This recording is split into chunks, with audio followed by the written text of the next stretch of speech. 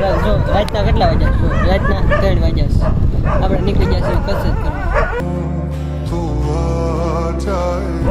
Hello guys, તો તમે જોઈ શકો છો કે અત્યારના વાગી ગયા છે 3 અને આપણે થોડાક પડ્યા છે એટલે આપણે થોડોક પગનો પ્રોબ્લેમ છે અને તોય દોડ્યા વગર મજા આવતી નથી. તમે જોઈ શકો છો કે જો તમે આ પગની હાલત અત્યારે રનિંગ કર્યા પછી બહુ દુખે છે અને રનિંગ કર્યા વગર મજા નથી આવતી એટલે રનિંગ કરવા પહેલાં 3 વાગે નીકળી ગયા.